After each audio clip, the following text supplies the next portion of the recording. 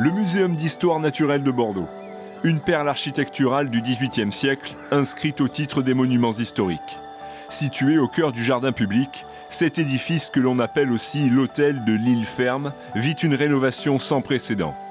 Au-delà de son extension en sous-sol et du réaménagement des collections, le bâtiment est en passe de connaître une transformation profonde au niveau de sa consommation énergétique. Ce qu'on nous demande, c'est que les bâtiments consomment le moins possible, avec la difficulté qu'on a dans un musée ou dans un muséum, qui est qu'on doit conserver des collections, conserver des spécimens naturalisés, notamment ici, et que pour cela, on a des contraintes en termes d'hygrothermie, c'est-à-dire le pourcentage d'humidité dans l'air, et en termes de température, qui sont assez draconiennes, avec des amplitudes très faibles.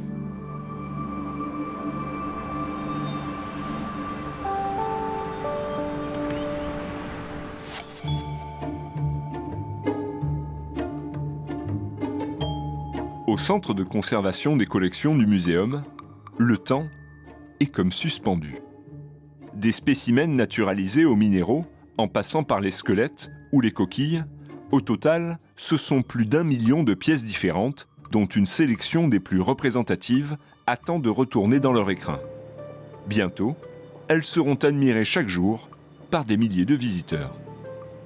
Il faut arriver à gérer une sensation de proximité des collections pour le public, mais en même temps préserver celles-ci, puisque c'est un patrimoine qui, aujourd'hui, pour beaucoup d'espèces, n'est plus renouvelable.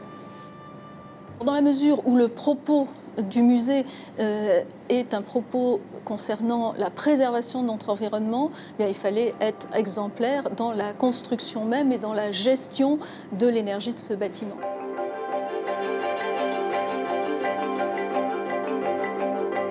Faire du muséum un exemple en matière de consommation d'énergie. L'idée est séduisante, mais elle représente un véritable défi. De plus, il va falloir tenir compte d'une contrainte majeure, climatiser tout en chauffant en même temps afin de garantir une température et une hygrométrie constantes. Au lieu d'opter pour une solution fossile ou au gaz, le choix technique de la ville de Bordeaux s'est porté sur une énergie 100% renouvelable, la récupération des calories grâce au réseau d'assainissement.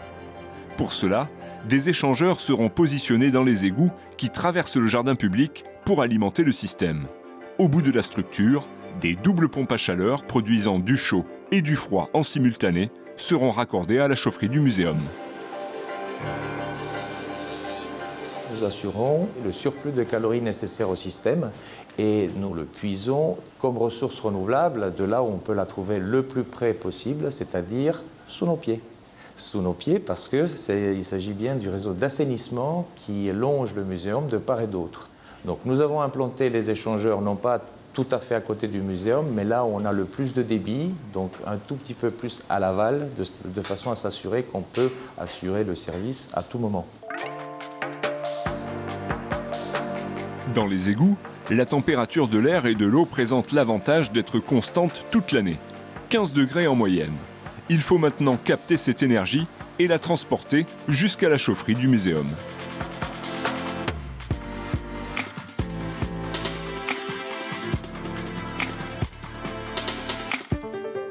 Le système de récupération de chaleur en égout se décompose en 3 phases distinctes. On va retrouver une première phase qui va être la pose des échangeurs de chaleur en égout. Donc, ces systèmes qui vont assurer l'échange thermique entre le fluide caloporteur et les effluents qui se situent dans le collecteur d'assainissement. Une deuxième pose qui va constituer en la pose des tuyaux caloporteurs qui vont être en charge de raccorder hydrauliquement les échangeurs de chaleur à la chaufferie du muséum. Et une dernière phase qui va constituer à raccorder hydrauliquement et électriquement en chaufferie le système d'échange au système de chaleur, rafraîchissement et déshumidification du Muséum d'histoire naturelle.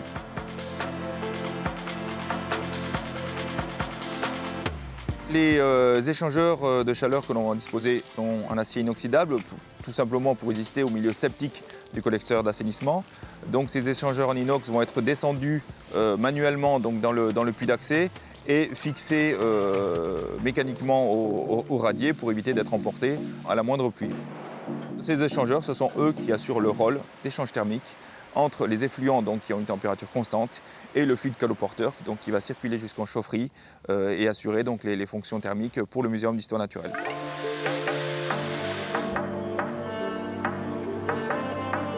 Ces tuyaux caloporteurs sont disposés en voûte du collecteur d'assainissement. Pourquoi en voûte? Tout simplement pour éviter et limiter l'encombrement dans le collecteur d'assainissement. Et donc on évite de les disposer dans des endroits qui pourraient gêner la future exploitation du collecteur d'assainissement.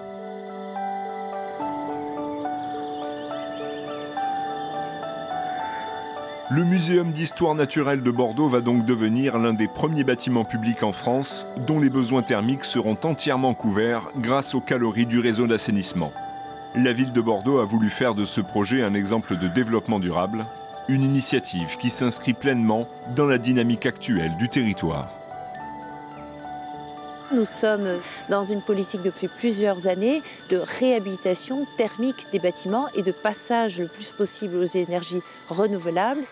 Notre objectif, qui est ambitieux, c'est d'arriver à faire de la métropole un territoire à énergie positive à l'horizon 2050. Et c'est ainsi que pour la ville de Bordeaux, dans l'entretien de ces bâtiments, on a diminué la facture en termes de consommation énergétique de 35% en l'espace de 4 ans, ce qui est quand même assez colossal.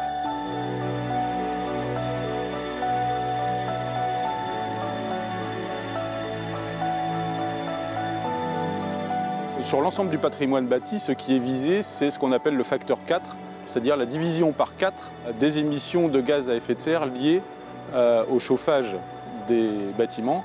Et ce bâtiment se situe très bien dans cette perspective-là et donc sera certainement un emblème de ce qu'on peut faire de mieux sur du patrimoine ancien.